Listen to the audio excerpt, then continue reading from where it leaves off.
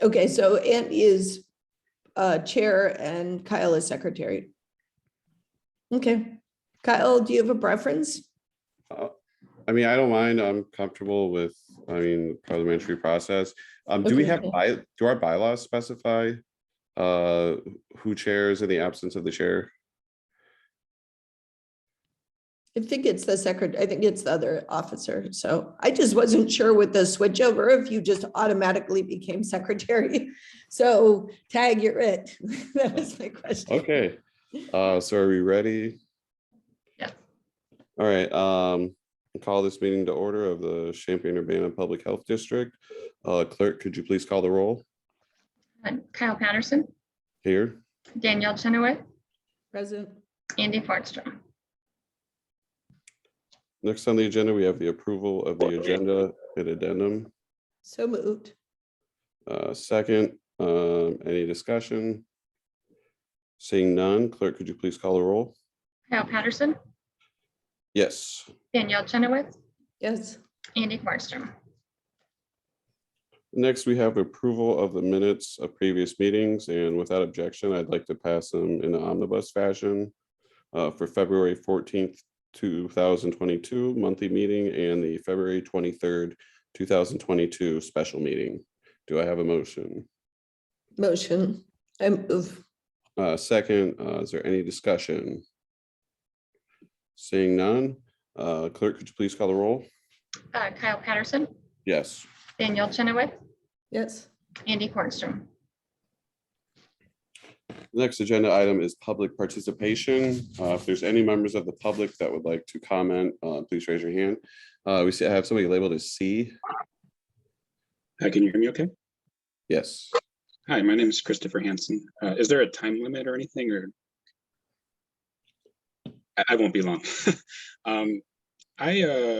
So I live in Urbana. I had become interested last year in trying to review some of the CU PhD board meetings, and I came to find that I couldn't find really any of them at all online. Most public bodies do post their meeting recordings. You're not required to, but most public bodies do it.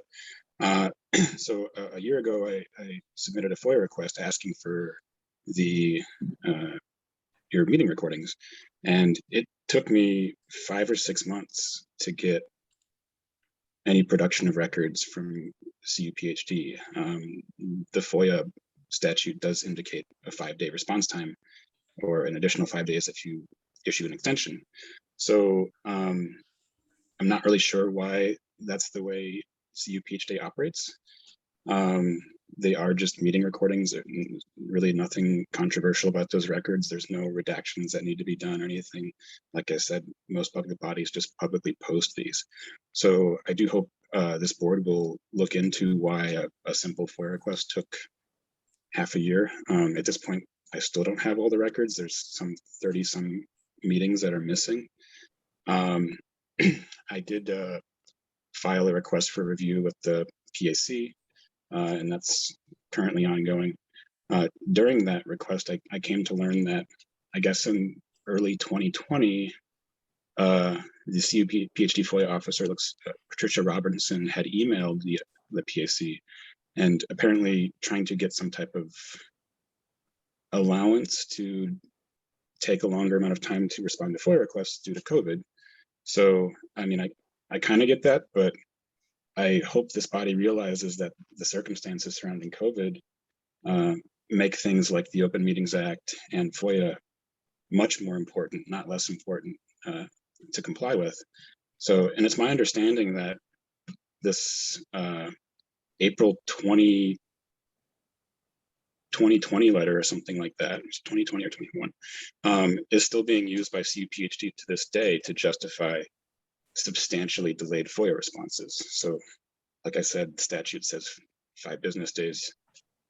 I didn't get a response for 5+ months, and I'm still waiting on records. I also note that in the letter that was submitted to the PAC, the FOIA officer, the CU PhD FOIA officer, claimed that you guys were getting a surge of FOIA requests in early 2020. And I looked at your FOIA logs, and that's just not true. You guys were actually receiving far fewer requests at that time. So in my opinion, it looks like CUPHD was sending false information to the Illinois Attorney General, and that's not acceptable. So I hope you guys will address this.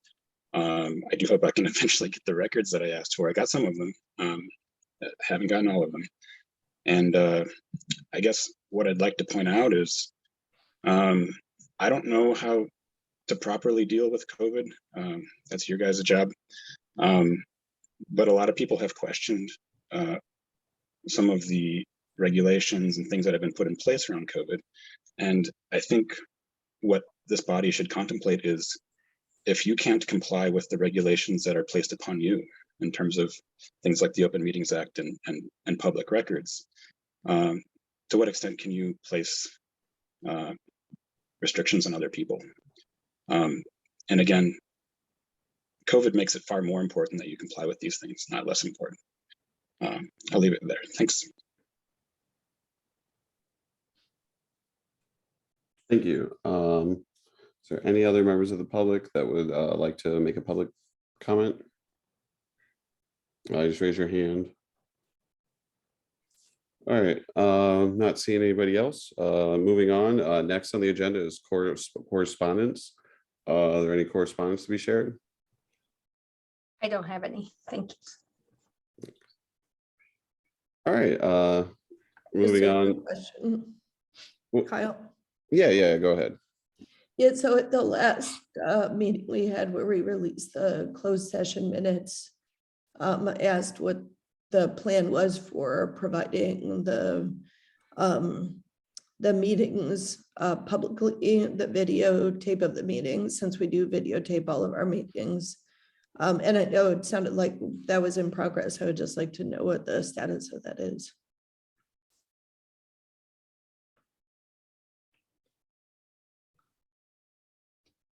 Hi, Danielle. This is Pat Robinson. Mhm. We have a page on YouTube now where all of our public meetings are held. That is current. This meeting will go up by the end of the week. So it's a real easy thing to do. So that's what we're doing in the future. Awesome. Thanks. Appreciate the You're update. welcome. All right, next agenda item is old business. Looks like we do not have any old business today. So now new business. We have a treasurer's report. Are there any comments on that? Hi, Kyle. I could just mention the end of January.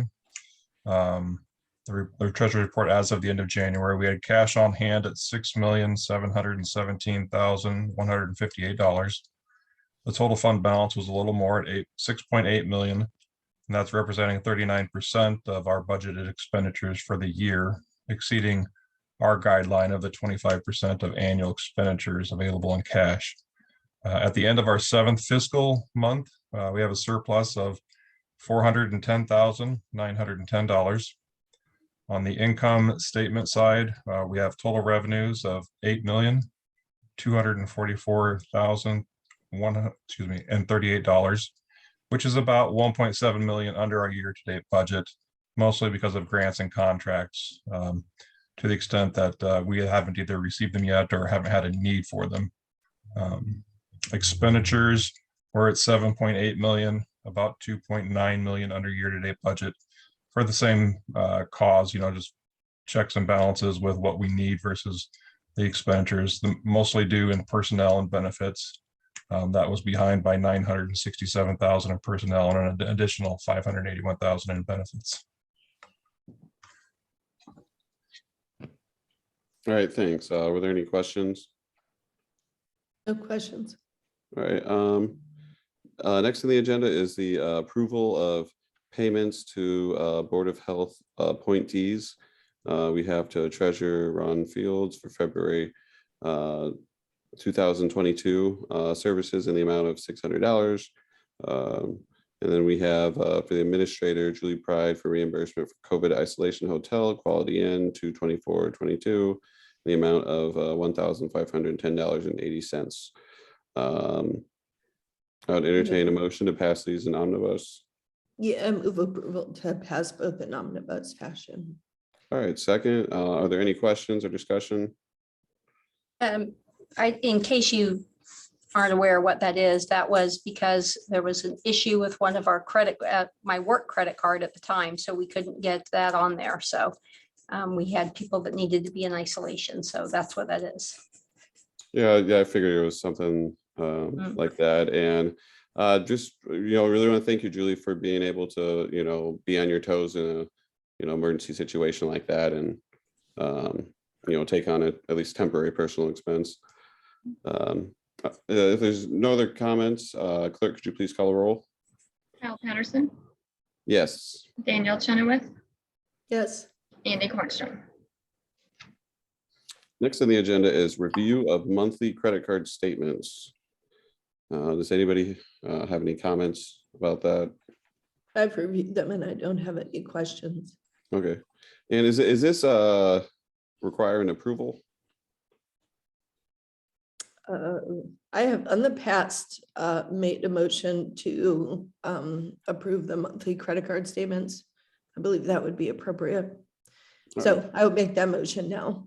Second, not seeing any discussion. Clerk, could you please call the roll? Kyle Patterson, Yes. Danielle Chenoweth, Yes. Andy Cornstrom. Approval of annual subscription fee for Financial Edge accounting software covering the period of May 29th, 2022 to May 28th, 2023, payable to Zabrio in the amount of $16,380. Do I have a motion? I move approval. Second, is there any discussion or questions? All right, seeing none, clerk, could you please call the roll? Kyle Patterson, Yes. Danielle Chenoweth, Yes. Andy Cornstrom. The next item is approval of the 2022 Community Coalition membership payable to the City of Champaign Community Coalition in the amount of $5,000. Do I have a motion? So moved. Second, is there any discussion or questions? All right, clerk, could you please call the roll? Kyle Patterson, Yes. Danielle Chenoweth, Yes. Andy Cornstrom. Next on the agenda is approval of auto ride on floor scrubber 22-inch payable to Global Industrial in the amount of $7,078.03. To have a motion. So moved. Second, any question, discussions? I've been told I'm not allowed to use it. I was gonna ask if I could borrow it. Looks like a monster. Sounds pretty serious. Yeah. All right, seeing no further discussion, clerk, could you please call the roll? Kyle Patterson, Yes. Danielle Chenoweth, Yes. Andy Cornstrom. All right, motion passes. Approval of revised cell phone allowance policy. Now, is this a price? Oh, that's just the policy number. I'm That's the sorry. policy number. Policy number. It's like 9,000 or 9,200 .04.02. Is there any entertain a motion? Move approval. Second, is there any discussion or questions about this? I Daniel? just have a quick question. I think this is just an update of a policy from like 2009 that it sounds like it's $300 over 26 payments, over 26, what is it called? Payroll. Yes. And that's it. It's not really a change in our policy. It's more like a slight tweak in the current policy. That's that correct. correct? We used to have it spread over 24 pays, but to be consistent, we're going to spread it over 26 pays. So all of our deductions will match and it won't be something that has to be tracked because it's different. So that's why we Okay. changed the policy. So there's no change in the IRS policy. It's just a tightening of our own policy. Okay. Yes. I'm just curious. Okay. I think I made a motion to approve, I believe. I did Yep. that. Yeah, seeing no other discussion, clerk, can you call the roll? Kyle Patterson, Yes. Danielle Chenoweth, Yes. Andy Cornstrom. Next on the agenda is approval of the rental agreement between CUPHD and Daniel J. Mundy and Jacqueline S. Mundy as trustees of the Family Trust of Daniel J. Mundy and Jacqueline Mundy for office space at 2003 South Banker Street, Suite B in Effingham, Illinois. The time period of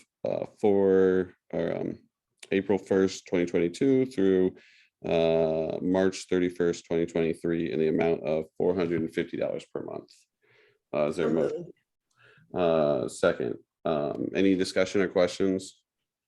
No, this is just annual renewal we've had for a number of years. All right, clerk, could you please call the roll? Kyle Patterson, Yes. Danielle Chenoweth, Yes, Andy Cornstrom. All right, next on the agenda is approval of the rental agreement between CUPHD and the Carl Foundation for office space at 2300 North Vermillion Street, Danville, Illinois, for the time period of 1 year commencing on April 1st, 2022, in the amount of $273 per month. so moved. Second, any discussion, questions? Seeing none, clerk, could you please call the roll? Kyle Patterson, Yes. Danielle Chenoweth, Yes, Andy Cornstrom. Next is the pending grant contracts for the administrator to sign. No, and is I think that, there's something that came in our mailbox recently. mhm. Is that something that's gonna require action? Yes. Okay, I would entertain a motion.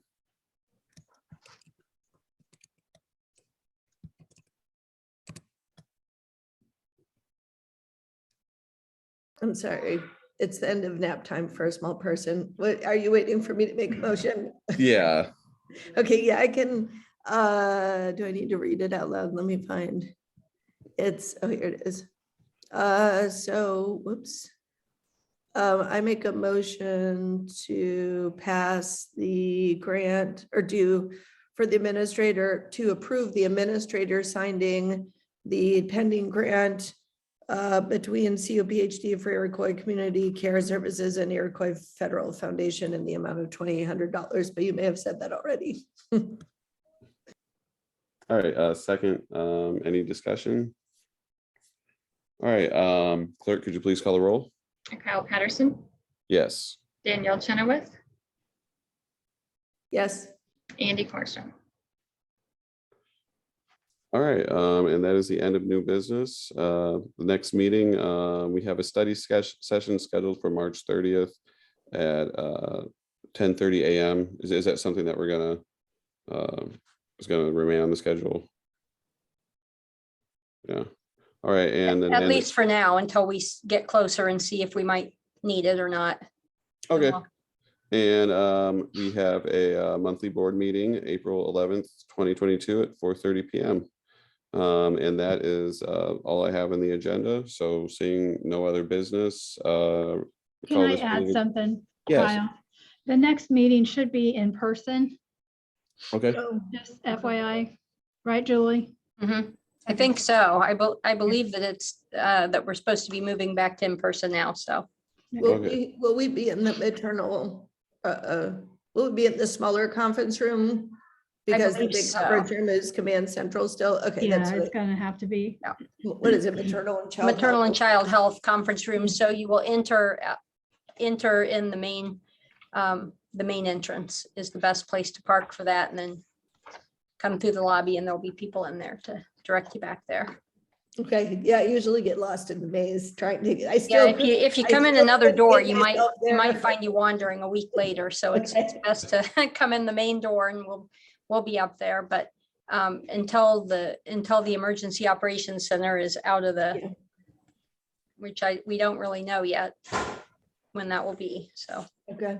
Also, I just wanted to thank the CUPHD staff and Julie Pride personally for accommodating the homeless shelter several weeks ago when we had a sewage backup at New Covenant Church and no alternatives for where the 25 men who typically stay overnight there could stay.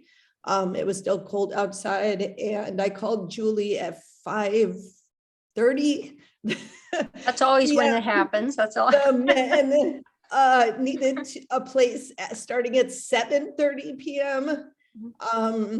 And the board members approved in that short time frame. Gave some verbal consent to Julie that they had no concerns moving forward. And then Charles, the staff member at CUPHD, met us at the door.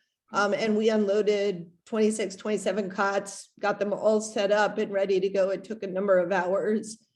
Charles brought out snacks for the guys. I can't say enough how much the homeless services community appreciates CU Public Health for stepping in at that place. It was a really dicey situation and you all just made it happen so quickly. Really appreciate it. Well, the good thing about that, that wasn't a good thing, but moving forward, it will get IEMA or EMA, not IEMA, EMA and us and the homeless services and other places together so that we will come up with that level that's right below the Red Cross. Yes. The Red Cross has their guidelines. Then there's a whole bunch of stuff that can happen that fall right in this area. Okay. And once we have a plan together, then everybody will know what it is. And it'll be a matter of a phone call to set things in motion instead of, doing it the last especially- minute. Yeah, and I think I spoke with Carrie Wyman from the city of Champaign after that, and she's very interested in being part of those conversations so that we can basically pre-flight Yep. Spaces at public health for occupancy, like a shared dwelling occupancy overnight so that they're safe. And, we kind of look through the fire hazards and whatnot of that situation. So anyway, I look forward, Julie, to meeting with you and pulling Carrie into that and making sure that we do have that plan B so that we don't have to cobble something together last minute. But I really truly appreciate that. We still have those cots over here, by the way. I'm not sure who comes and gets those, John or whatever. But Okay, yeah, I spoke with Blake from Red Cross today. I'm in New York actually for spring break. But Blake is in Champaign tomorrow. And do you know if the cots are cleaned? I know Melissa's team was cleaning them. I They're don't not. know. I don't think so. They're Okay, still in the. I'll call Melissa and check in. Okay. Because she had thought when I left on Friday, I checked in with her and she said that they were clean. And so I said, okay, well, let's get them back to the Red Cross trailer. But I can, I guess, do you want me to loop you in or OIS or for the Yeah, pickup? you can loop me in on that. That'd be good. Okay, I'll loop you in and make sure that we get that taken care of, but Blake should be in town tomorrow. Hopefully we can arrange pickup. Okay. Thank you for acting as storage on that. Yeah, it's really amazing work. I was really, that was one of those moments where I felt really proud of my community for just how quickly and swiftly things were put into play. And, it was a really cold night and we're talking about a couple dozen guys that had nowhere else to go. So it was really amazing stuff. Seeing no other business, we'll call this meeting adjourned. Thanks a lot, everybody. Yeah, Thank you. thanks so much. We'll see you.